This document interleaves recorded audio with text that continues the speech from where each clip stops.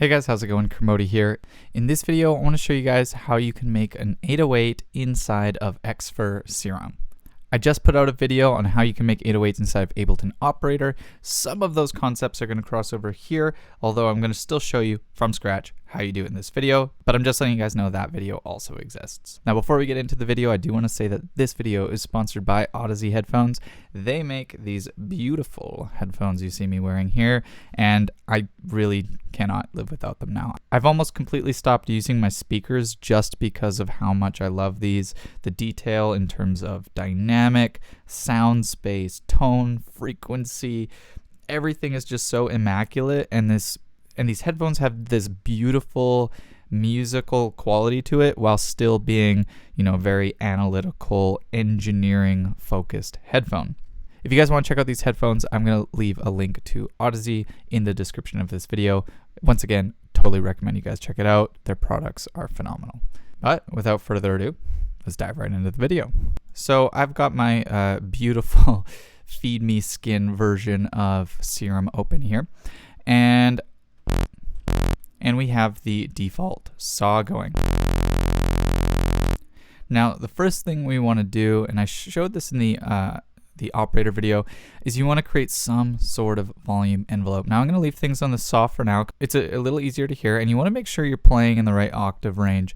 So what you want to do is you want to bring down this sustain volume, and you want to play with the decay so it fades out the way you would imagine an 808 would fade out. So an 808, it's not going to fade out that quickly. An 808 is got this nice long tail to it. Now you also want to add release, because if I play part of a note and let go, it stops, unless you want that control. But in this case I don't, so I'm gonna have a longer release time.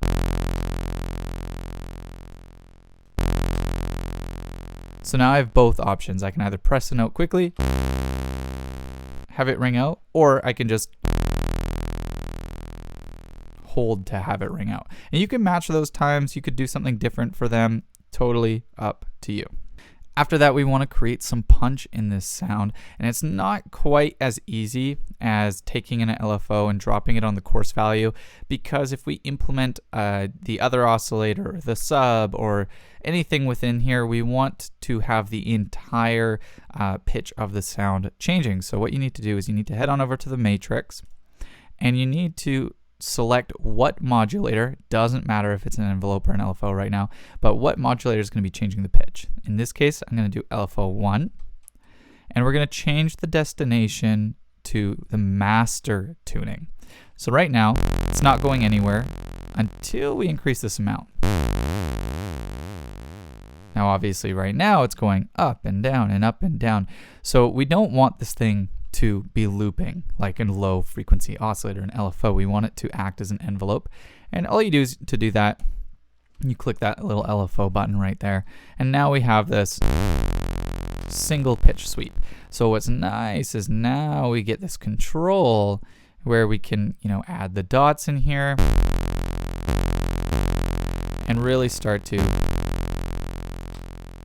set that pitch envelope to be the way we want. Now it's going to sound kind of weird with a saw, so now is when we start to change the tone of the sound. So I do not want a saw, and the nice thing about Serum is we have all these different choices when it comes to the tone of our sound.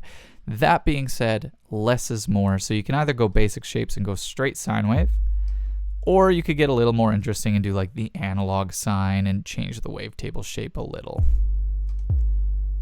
See how you get a little bit more noise out of that, so that's kind of cool. So that's sounding pretty nice, but let's implement some more tone into this. So we have a few options. We could go in and we could actually draw the harmonic series. What we're going to do is sine wave, you can add harmonics, and if you so choose, you can even change the phase of those harmonics, but you start to get a really bad waveform, really inefficient volume-wise. I don't really recommend changing the phase of those, really. So I actually quite like that. Maybe we could turn those down just a little more. That's got a nice kind of almost squarey saw a sine hybrid look to it. That's great. I'm going to stick with that. But we could also, you know, layer another oscillator in here, or we could even have some fun and start FMing from B.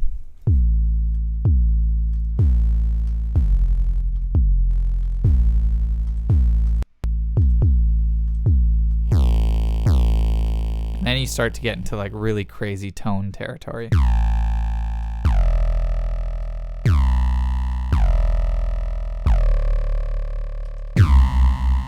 Now we have a problem. You notice there I accidentally triggered 2 notes.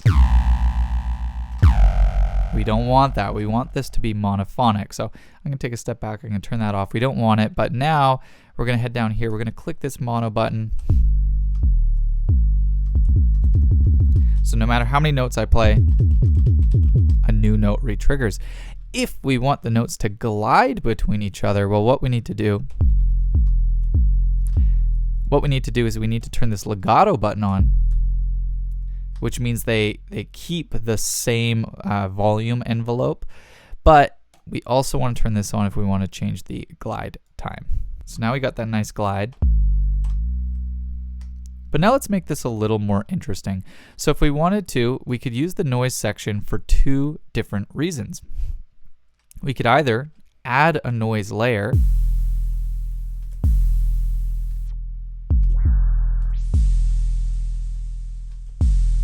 or we could even use it in one-shot mode to add some sort of like kick sound to the front.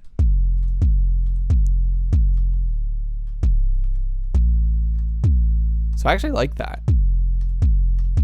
I actually like specifically this one with those settings. We got kind of lucky there. So I'm actually going to stick to that.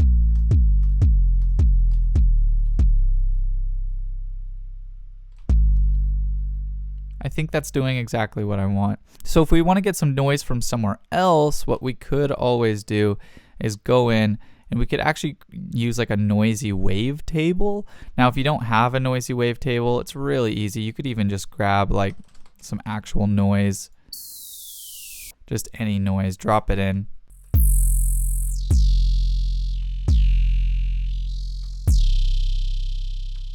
And grab this kind of noise texture. It is still technically a tone. You could hypothetically just use that as noise or even make it noisier. For example, if this was FM'd from A, here that almost became a noise, but it's also a noise that rattles at the same rate as the original pitch here. So this can be a really cool way to add noisy textures where you go full FM from A, which gets it really close to noise territory. And then you pick really gross, noisy waveforms. We can even make it noisier too by adding a lot of immense detune. We got this crazy texture, which we can just tuck in on top. I kind of like that actually. So you can really get creative in Serum with how you're layering noise, how you're layering different kind of impacts in the sound, how you're just layering other oscillators, how the oscillators are affecting each other to kind of glue them together. So there's a lot of fun you can have there. It's really cool. Then what we want to do is we want to head on over to the effects section. Now there aren't too many effects that I find are beneficial for the 808, but I will show you the few that are. Your distortion definitely is, especially if you want to make that nice and beefy. Ooh. Ooh, I like that. That's a nice 808. Now, if we really want to go further too, we could try out different distortion types, different drive amounts. Now, some people do this. I don't always recommend it, but you could open up the compressor and add the multiband dynamics. But notice how that brought out all the highs, so you would have to kind of turn those down. It also kind of really takes away from the dynamic you created with the envelope. But you also hear it does sound pretty good.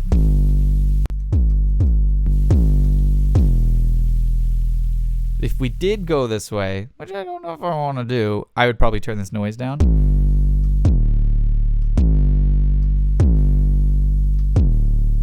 But I kind of liked it no compressor, compressor free. Yeah, I like that. Now if you want, EQ can also be helpful. If you want to turn up maybe like where some of the mid-range punch is, you could find that.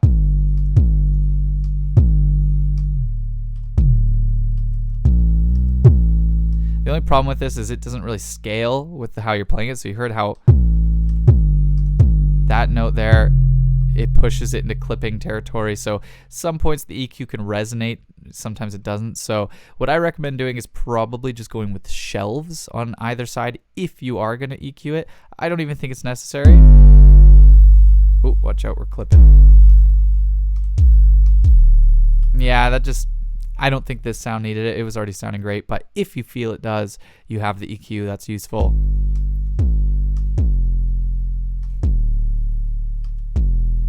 And then if you really want to go one other step, what you could do is even add a filter. But the reason I recommend the filters is not for actually filtering out frequencies. It's some of them have like a drive knob or a fat knob.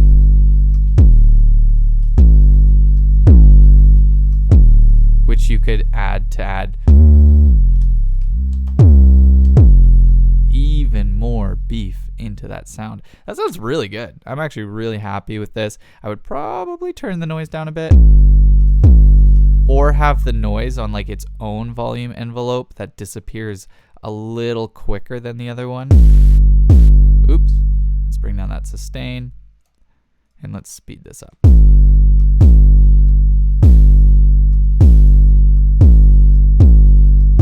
So you could have the noise be a little shorter like that.